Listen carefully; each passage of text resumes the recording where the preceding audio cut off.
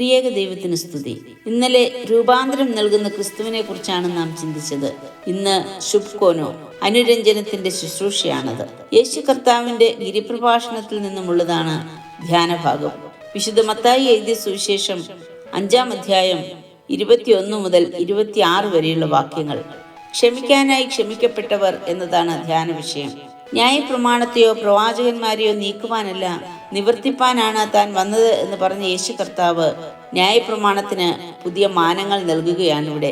കുല ചെയ്യരുത് എന്ന ന്യായപ്രമാണ ചിന്തയെ വിശാലമായ ഒരർത്ഥത്തിൽ മനസ്സിലാക്കി തരുന്നു.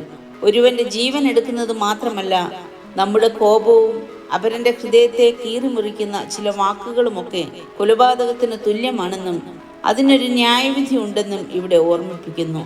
തുടർന്ന് ആരാധനയ്ക്ക് പുതിയ അർത്ഥതലങ്ങൾ വിശദീകരിക്കുന്നുണ്ട്. ഹൃദയത്തിൽ കോപവും വൈരവും ഒക്കെ വെച്ചുകൊണ്ട് തകർന്ന ബന്ധങ്ങളുമായി ദൈവത്തെ ആരാധിപ്പാൻ സാധ്യമല്ല. ക്ഷമയുടെ പ്രാധാന്യം ഇവിടെ എടുത്തു കാട്ടുന്നുണ്ട്. ദൈവസന്നിധിയിൽ വരുമ്പോൾ ആദ്യം തന്നെ സഹോദരനുമായി നിരപ്പിന്റെ അനുഭവത്തിൽ വരണം. ഇന്ന് നമ്മുടെ പ്രാർത്ഥനകളും ആരാധനകളും എപ്രകാരമാണെന്ന് ഒന്ന് ചിന്തിക്കാം. നിസ്സാര കാര്യങ്ങൾക്ക് പോലും കോപിക്കുന്നവരും ആ ദ്വേഷം ഹൃദയത്തിൽ ചുമക്കുന്നവരുമാകുന്നില്ലേ നാമും പലപ്പോഴും.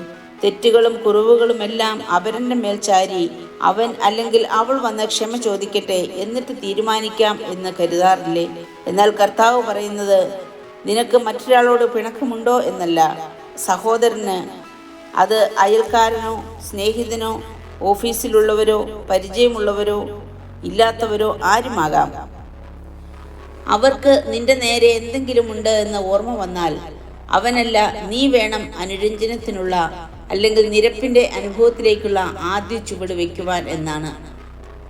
മറ്റുള്ളവരുടെ ക്ഷമാപണം കേൾക്കുവാൻ കാത്തിരിക്കാതെ ക്ഷമ നൽകുന്നവരായി മാറുവാൻ യേശു നമ്മോട് ആവശ്യപ്പെടുന്നു. കാരണം ദൈവിക ക്ഷമ പ്രാപിച്ചവരായ നാം അവരനോട് ക്ഷമിക്കുവാനും കടപ്പെട്ടവരാണ്.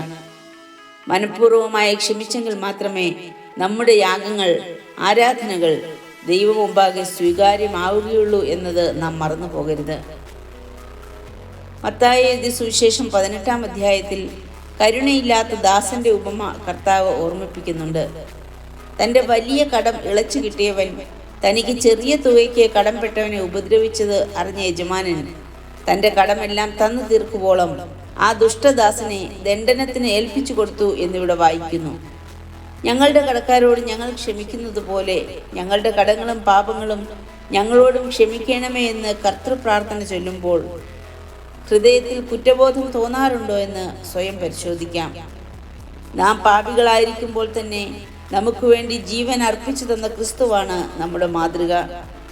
ക്രൂശിൽ കിടക്കുമ്പോഴും തന്നെ ദുഷിക്കുകയും പീഡിപ്പിക്കുകയും ഒക്കെ ചെയ്തവരോടും ക്ഷമിക്കണമേ എന്നതായിരുന്നു കാൽവരിയിലെ പ്രാർത്ഥന. ക്രിസ്തുവിൻ്റെ ഭാവം ഉൾക്കൊള്ളണം എന്ന് പ്രസംഗിക്കാനും ഞാൻ അങ്ങനെയാണ് എന്ന് പറയുവാനും എളുപ്പമാണ്. എന്നാൽ സഹോദരൻ്റെ ഒരു ചെറിയ കൈപ്പിഴ പോലും ക്ഷമിക്കുവാൻ പലപ്പോഴും നമുക്ക് സാധിക്കാറില്ല എന്നതല്ലേ സത്യം. വേദപുസ്തകത്തിൽ വളരെ മനോഹരമായി അവതരിപ്പിക്കപ്പെട്ട ഒന്നാണ് യോസേഫ് തൻ്റെ സഹോദരന്മാർക്ക് മുൻപിൽ തന്നെത്താൻ വെളിപ്പെടുത്തുന്ന സംഭവം. തങ്ങൾ കുഞ്ഞനുജനോട് ചെയ്ത മഹാ അപരാധങ്ങളോർത്ത് ശബ്ദിക്കുവാൻ പോലും ആകാതെ നിന്ന് അവരോട് യോസേഫ് പറയുന്നത്, തന്നെ മിസ്രയീമിൽ എത്തിക്കുന്നതിനായി ദൈവം ഒരുക്കിയ വഴികളായിരുന്നു അതൊക്കെ എന്നാണ്. അവരുടെ മനസ്സിന് മുറിവേൽക്കാത്ത രീതിയിൽ എത്ര സുന്ദരമായാണ് യോസേഫ് ക്ഷമ നൽകുന്നത്. തൻ്റെ തെറ്റുകളൊക്കെ ക്ഷമിച്ച് ആലിംഗനം ചെയ്ത് തന്നെ സ്വീകരിച്ച ജ്യേഷ്ഠനായ ഏശാവിൻ്റെ മുഖം ദൈവത്തിൻ്റെ മുഖം പോലെയാണ് യാക്കോബിന് തോന്നിയത് എന്ന് ഉൽപ്പത്തി പുസ്തകത്തിൽ നാം കാണുന്നു. നിസ്സാര കാര്യങ്ങൾക്ക് പോലും ദേഷ്യവും ഈർഷ്യയും ഉള്ളിൽ നിറച്ച് പരസ്പരം പോർവിളി നടത്തുകയും മുറിവേൽപ്പിക്കുകയും ജീവൻ പോലും നഷ്ടമാക്കുകയും ഒക്കെ ചെയ്യുന്ന വാർത്തകളും കാഴ്ചകളുമാണ് ദിനംതോറും നാം കാണുകയും കേൾക്കുകയും ചെയ്യുന്നത്. കാര്യസാധ്യത്തിനും സ്ഥാനമാനങ്ങൾക്കും വേണ്ടി അനുരഞ്ജനത്തിന് തയ്യാറാകുന്നവരും വിരളമല്ല. ഇന്ന് ക്ഷമ ചോദിച്ചും പറഞ്ഞും കൈ കൊടുക്കുന്നവർ നാളെ പരസ്പരം ചെളിവാരി എറിയുന്നതും നാം കാണാറുണ്ട്. മനസ്സ് നിറയെ വിദ്വേഷവും പിണക്കങ്ങളുമായി നോമ്പ് നോക്കിയതുകൊണ്ടോ ഉപവസിച്ചതുകൊണ്ടോ പ്രാർത്ഥിച്ചതുകൊണ്ടോ യാതൊരു പ്രയോജനവുമില്ല. യഥാർത്ഥമായി നിരപ്പിന്റെ അനുഭവം പ്രാപിച്ചില്ലെങ്കിൽ നമ്മുടെ ആരാധനകൾ വ്യർത്ഥ കാഴ്ചകളായി തീരും എന്നതിൽ സംശയമില്ല. ദൈവത്തെ സ്നേഹിക്കുന്നുവെന്ന് പറയുകയും സഹോദരനെ പകയ്ക്കുകയും ചെയ്യുന്നവൻ കള്ളനാകുന്നുവെന്ന് യോഹന്നാൻ അപ്പോസ്തലൻ ഓർമ്മിപ്പിക്കുന്നുണ്ട്. സംഭവബഹുലമായ ഒരു കാലയളവിലാണ് നാമും ജീവിക്കുന്നത്. പരസ്പരം ക്ഷമിക്കുന്നതിലൂടെ അനുരഞ്ജനത്തിന്റെ വക്താക്കളാകുവാൻ നമുക്ക് സാധിക്കുന്നുണ്ടോ? എവിടെയാണ് നമുക്ക് തെറ്റിപ്പോയത്? ക്ഷമിക്കുവാനാകാത്ത വൈരവും വിദ്വേഷവും എൻ്റെ മനസ്സിലും നിറഞ്ഞിരിക്കുന്നുവോ? കോപത്താൽ അന്ധത ബാധിക്കുന്നവരായി നാമും തീരുന്നുണ്ടോ? തെറ്റായ വാക്കുകളാലും ചിന്തകളാലും മനസ്സുകൊണ്ട് കുലപാതകം ചെയ്യുന്നവരാണോ നമ്മൾ? ദൈവത്തോടടുക്കുമ്പോൾ മനുഷ്യനോട് അകന്നു നിൽക്കരുത് എന്നത് പലപ്പോഴും നാം മറന്നു പോകുന്നു. ദൈവീക ക്ഷമ പ്രാപിച്ചവരായിരിക്കാനല്ല, ക്ഷമയുടെ ഉപകരണമായിരിക്കാൻ ഈ നോമ്പുകാലം നമ്മെയും വിളിക്കുകയാണ്. ക്ഷമിക്കപ്പെട്ടവരായി നമ്മൾ ഓരോരുത്തരും ക്ഷമിക്കാനായി വിളിക്കപ്പെട്ടവരുമാണ് എന്ന് കർത്താവ് നമ്മെ പ്രബോധിപ്പിക്കുന്നു. ഹൃദയം ശുദ്ധീകരിക്കുന്ന കാലമാണ് നോമ്പ്. നമുക്കും ഹൃദയവിശുദ്ധിയോടെ ദൈവസന്നിധിയിൽ ഒന്ന് അടുത്തു വരാം. കുറവുകളൊന്ന് ഏറ്റുപറഞ്ഞ് മറ്റുള്ളവരെയും ചേർത്ത് നിർത്തി വഴിപാടുകൾ അർപ്പിക്കാം. തീർച്ചയായും നമ്മുടെ ബലിപീഠത്തിൽ ദൈവ സാന്നിധ്യം ഉണ്ടാകും.